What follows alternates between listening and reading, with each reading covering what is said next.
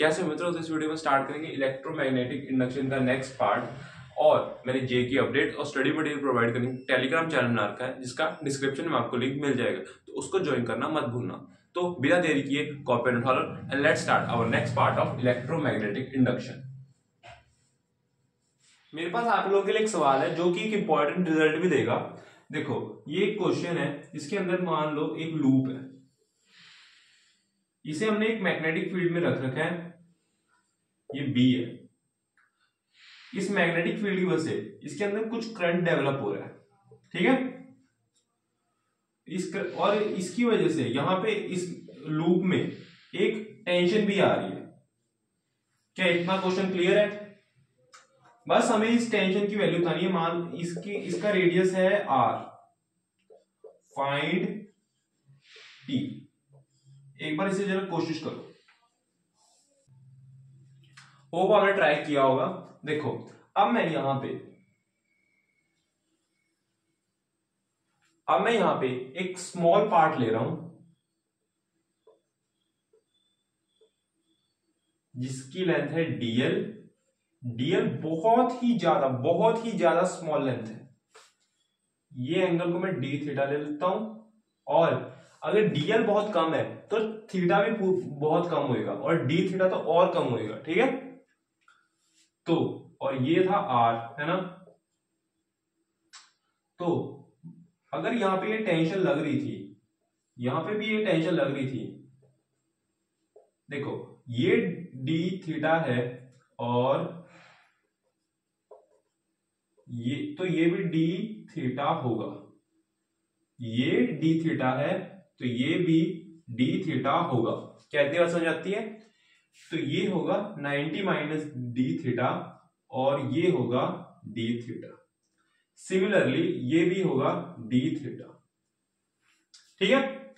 तो ये नीचे वाली चीज हो जाएगी t cos d थीटा और ये t cos d थीटा, नहीं ये साइन होगा, सॉरी ये होगा।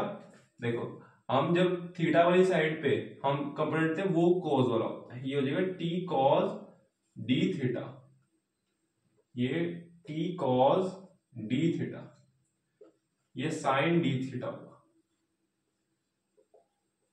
प्लीज मेरी वाली गलती मत करना आप लोग,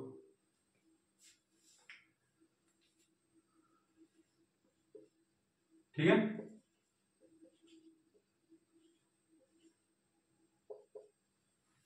ठीक है, क्या इतनी बात समझ आती है?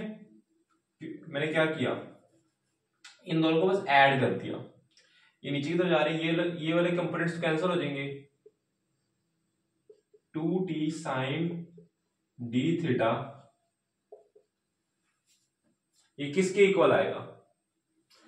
इस पे ये एक छोटा सा dl है, यहां पे जो मैग्नेटिक फील्ड थी उसकी वजह से इस पे एक फोर्स लग रही होगी। उस फोर्स की वैल्यू होगी BI/dl। इसमें जो करंट जा रहा है, B तो मैग्नेटिक फील्ड है और dl ये छोटी सी डिस्टेंस है, ठीक है। अब अगर ये BI/dl है तो इसको मैं F की जगह लिख रहा हूं BI/dl। बायनोमियल एक्सपेंशन के हिसाब से अगर d थीटा बहुत कम है तो साइन d थीटा को मैं सिर्फ d थीटा भी कह सकता हूं, ठीक है। तो ये आ जाएगा 2t d थीटा BI/dl, ठीक है। तो यहां से हमारे पास आ जाएगा, देखो अब मैं ना ये 2 को इसके साथ मर्ज कर रहा हूं, 2d थीटा BI/dl, ठीक है। अब यहां पे हमारे पास थीटा इज इक्वल टू, ये आ जाएगा theta is equal to L/R का फॉर्मूला होता है हमारे पास, है ना, ये होता है ना theta is equal to L by R, और तो यहां से ये आ जाएगा R is equal to L by theta. ये वाला फॉर्मूला हम कहां पे पढ़ते हैं, यूनिट एंड डायमेंशंस में, ठीक है। और ये फॉर्मूला तब वैलिड है जब थीटा स्मॉल होता है, ये फॉर्मूला तब वैलिड है, ठीक है। तो यहां से ये आ जाएगा। अब मैं पूरा एंगल ले रहा हूं, क्योंकि ये देखो ये चीज कहां पे वैलिड होती है, जब हमारे पास कुछ ऐसी सिचुएशन होती है, ये थीटा है और ये मान लो एल है, ये इसका रेडियस है, ये आर के लिए तब वैलिड होती है, और थीटा हमारा बहुत स्मॉल होता है तब वैलिड होती है, ठीक है। यहां पे भी वैसी सिचुएशन बन रही है ना, और हमने पहले क्या रखा, हमारा थीटा बहुत स्मॉल है, तो यहां से ये अब पूरा एंगल ले रहा हूं मैं, तो डी थीटा दो बार लूंगा तो 2d थीटा हो जाएगा, ठीक है। ये हो जाएगा T B I D L upon 2d theta, ये आ जाएगा radius B I R, radius के बराबर। ये रहा हमारा आंसर, इसे एक बार नोट करो, और इंपॉर्टेंट रिजल्ट है, एक बार से नोट करो क्या है इस क्वेश्चन में।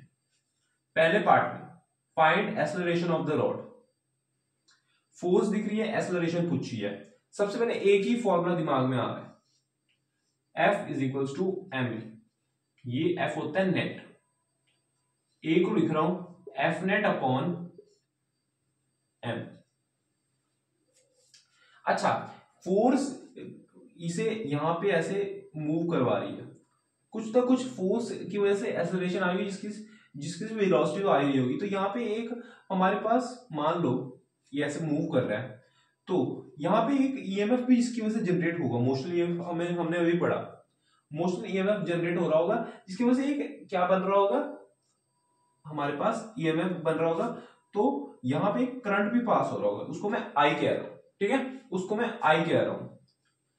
तो ये आ जाएगा बी एफ माइनस, इसकी नेट फोर्स यहां पे लिख रहा हूं एफ, और इधर लग रहा होगा मान लो B I L, F minus B I L upon M. इतनी बात समझ में आती है, अभी आंसर नहीं आया, लेकिन मुझे ये आई अभी पता नहीं है, मुझे आई अभी पता नहीं है, मुझे आई को निकालना पड़ेगा। तो आई निकालने के लिए मैं सबसे पहले अब मैं सी को यूज कर रहा हूं, Q इज इक्वल्स टू सी ई। इसकी वजह से जो हमारे पास क्या बन रहा होगा, ईएमएफ, उसकी वैल्यू में ई कह रहा हूं, जो कि फिर हो जाएगी सी बी एल वी। क्या इतनी बात समझ में आती है, क्या इतनी बात समझ में आती है कि नहीं? अरे तो इसको मैं डिफरेंशिएट कर रहा हूं, C B L V velocity, acceleration जैसे जैसे बढ़ रही है हमारे पास, सॉरी एक्सेलरेशन हमारे पास आ रही है फोर्स की वजह से, जिसकी वजह से वेलोसिटी बढ़ रही है या घट रही है, जो भी है, एक्सेलरेशन यहां पे हम ये बन जाएगी, तो आई की वैल्यू बन जाएगी बी एल सी ए, ये ए है हमारी एक्सेलरेशन, ठीक है। क्या यहां तक बात समझ में आती है? अब देखो यहां पे हमारे पास इस आई की वैल्यू को इधर रखने की कोशिश करता हूं, A is equals to F minus B L C A, और ये साथ में एल अपॉन एम, है ना, एम इधर लेके जाता हूं, एम ए, यहां से ए को कॉमन निकालते हैं, F minus B square L square C A, A को इधर लेके आ रहा हूं, ये आ जाएगा ए को कॉमन लेके B square L square C plus M is equals to F, A की वैल्यू आ गई F upon B square L square C plus M, ये है हमारी फाइनल वैल्यू। एक बार से नोट करो, इतना होप आपने नोट कर लिया होगा। देखो अगली चीज देखते हैं।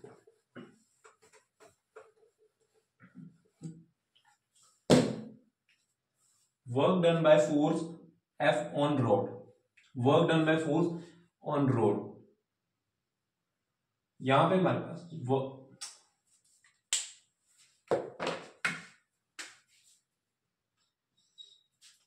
वर्क डन बाय फोर्स, ये हमारा कितना होता है F इंटू एक्स, यानी डिस्टेंस, वही होता है ना। तो लेकिन इसको मैं लिख सकता हूं हाफ एम वी स्क्वेयर। ये लिखो एक ही बात है क्या कि किसकी वजह से, वर्क एनर्जी थ्योरम की वजह से, है ना। वर्क एनर्जी थ्योरम ये कहती है, इसका मतलब अगर मुझे वेलोसिटी मिल गई तो काम बन गया, है ना। वेलोसिटी मिल गई तो काम बन गया। तो यहां से एक्सेलरेशन कितनी निकली थी, अब वो भी रब हो गई है, F upon B square L square C plus M. I hope ये थी, है ना। तो मान लो A is equals to, A को मैं लिख लेता हूं dv बाय dt, F upon B square L square C plus M, dv is equals to F upon B square L square C plus M और साथ में dt। अब मैं इंटीग्रेट कर रहा हूं, ये हो जाएगा 0 से लेके मान लो t, v is equals to F upon B square L square C plus M into T. एक बार से नोट करो, क्या इतनी बात समझ में आती है। अब यहां पे हमारे पास इसमें पुट कर देते हैं, तो ये हो जाएगा वर्क डन आ जाएगा half M into B square कितना हो जाएगा F square T square upon B square L square C plus M का स्क्र, यही होगा ना। ये रहा हमारा वर्क डन बाय फोर्स, ठीक है। एक बार से नोट करो, ये सेकंड पार्ट था, एक मिनट, हाँ ये सेकंड पार्ट था, ठीक है। एक बार देख लो, ये सेकंड पार्ट था। यहाँ मैं रिजल्ट्स को रहने ही देता हूँ, बार बार रिजल्ट्स हट जाते हैं तो दिक्कत आती है, ठीक है। हाँ इसको रहने देता हूँ। फाइनल पोटेंशियल एनर्जी निकालनी है, ठीक है। तो वो क्या होगी,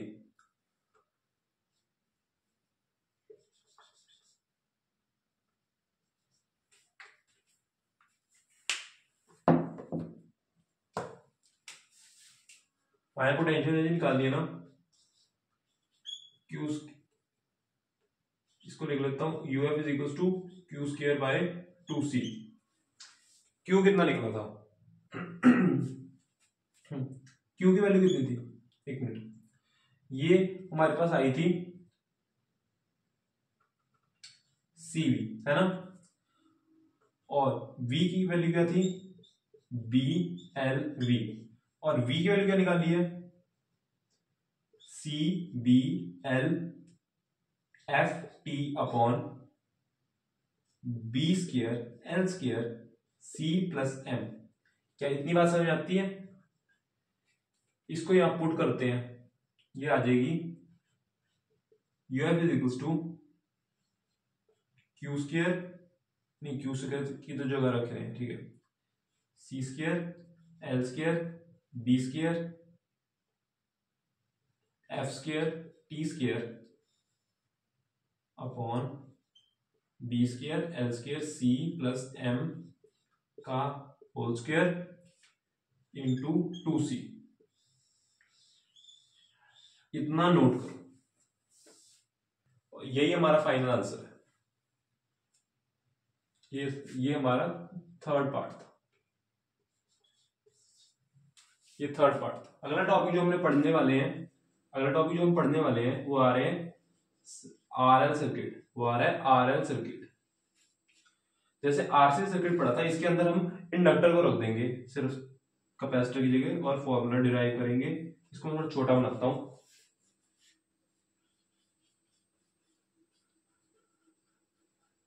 ये हमारे पास मान लो ये ओपन है अभी, और ये हो गया, ठीक है, ऐसे।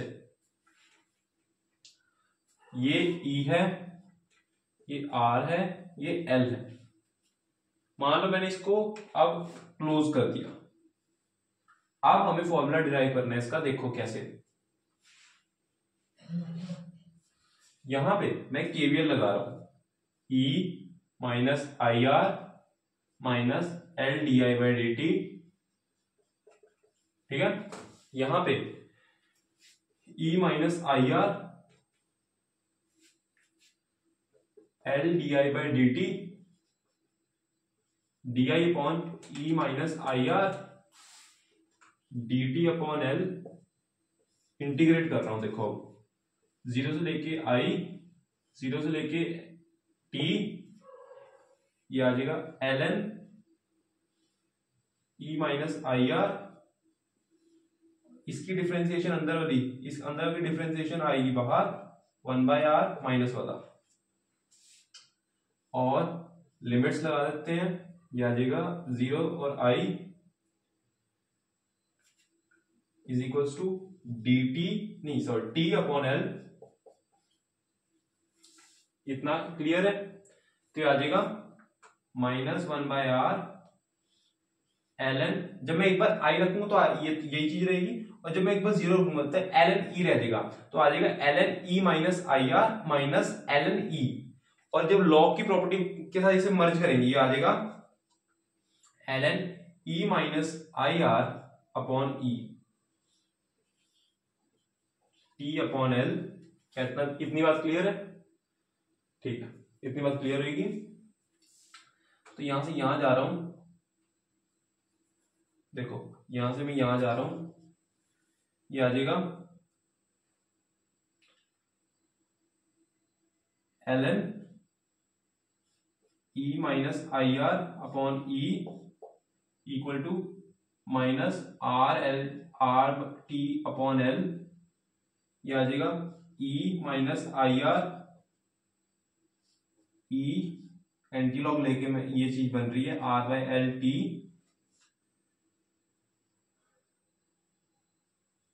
क्या इतना नोट करो।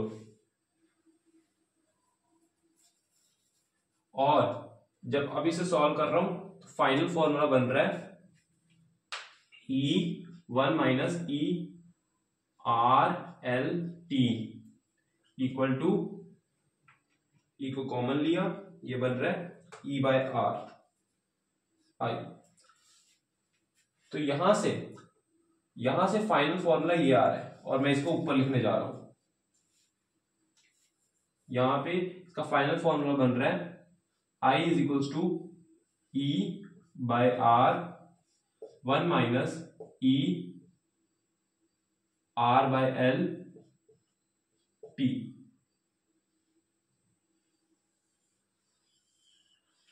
Very very important. सर्किट का एक साथ लिख रहा हूं।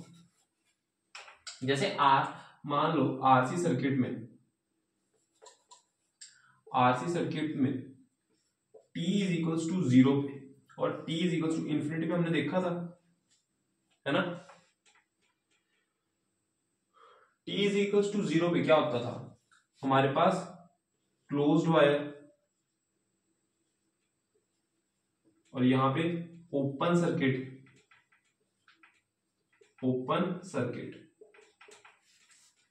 आरएल में उल्टा हो जाएगा। यहां पे ओपन सर्किट और यहां पे closed circuit.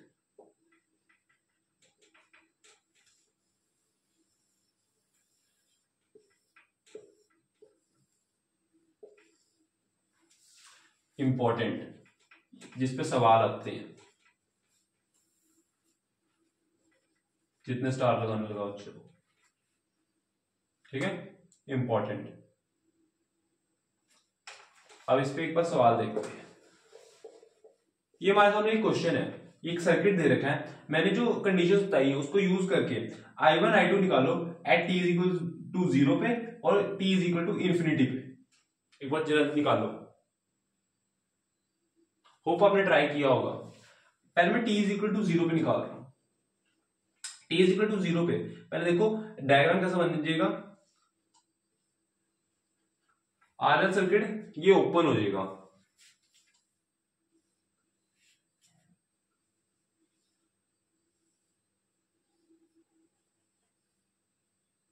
Ten ohm I2 I1 है ना, और ये 20 वोल्ट्स, ये कितना था 10। क्या ये सही है? हाँ, तो यहां पे हमारे पास कितना हो जाएगा, इसमें से जाएगा इस I2 तो हमारा सीधा 0 हो जाएगा क्योंकि वायर हमारे पास ओपन हो चुकी है। I1 हो जाएगा 20/10 2 एम्पियर। देख लो,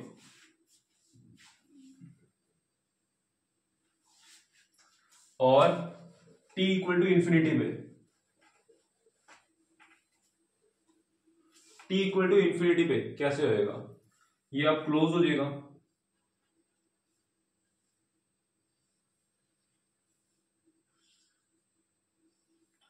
ट्वेंटी,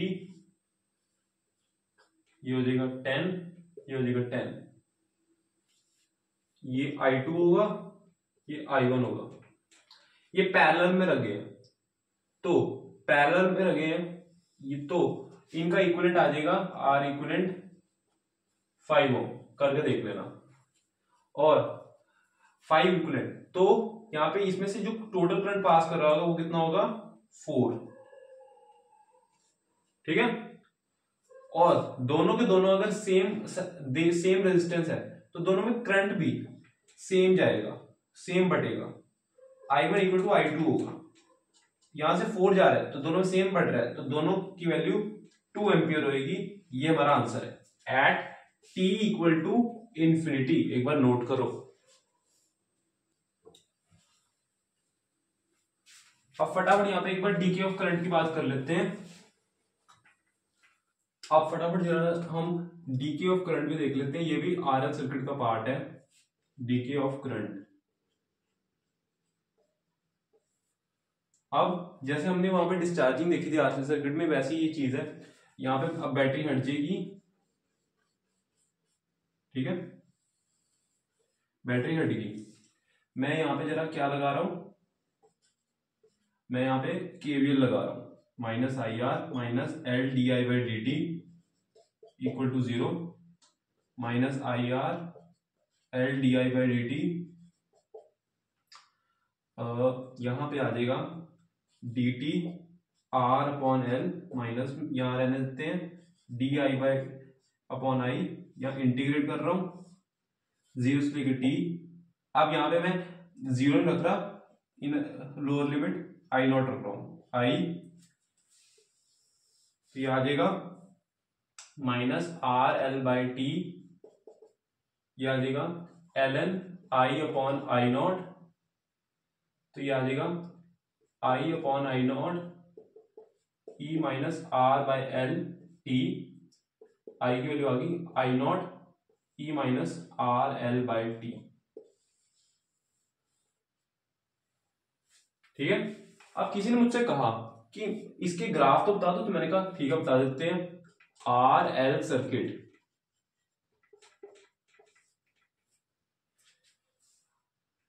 यहां पे हमारे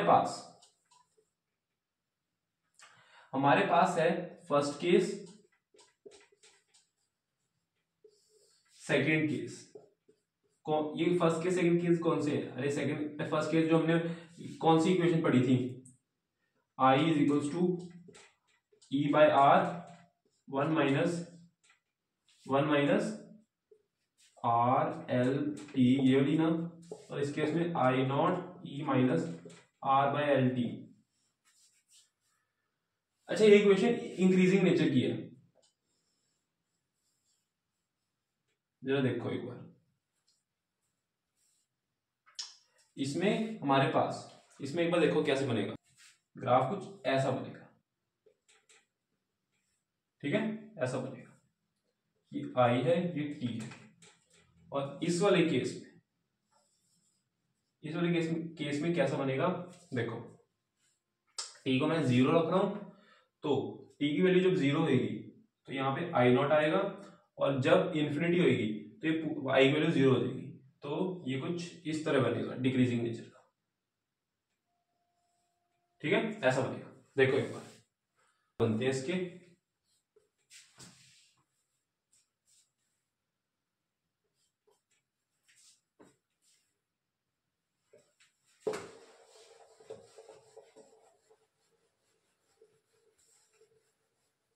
अच्छा यहां पे एक और चीज देखो, हमारे पास जो टाइम कांस्टेंट है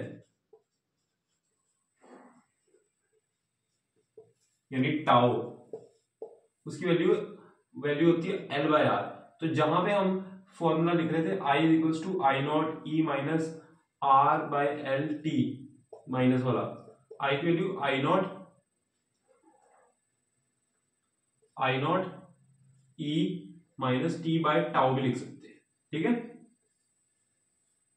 और दूसरे वाले फॉर्मूला भी ये कर सकते हैं, एक बार से नोट करो, कई बार टाउ की वैल्यू दे सकते हैं, तो कंफ्यूज हो सकते हो आप, एक बार इसे देख लो। तो अभी के लिए बस इतना ही, अगली वीडियो में हम इलेक्ट्रोमैग्नेटिक इंडक्शन का नेक्स्ट पार्ट देखेंगे। इस वीडियो में होप्स आपको चीजें क्लियर होंगी, कॉन्सेप्ट्स क्लियर होंगे। अगर वीडियो अच्छी लगी तो वीडियो को लाइक कर दो, चैनल सब्सक्राइब कर दो। Okay, thank you.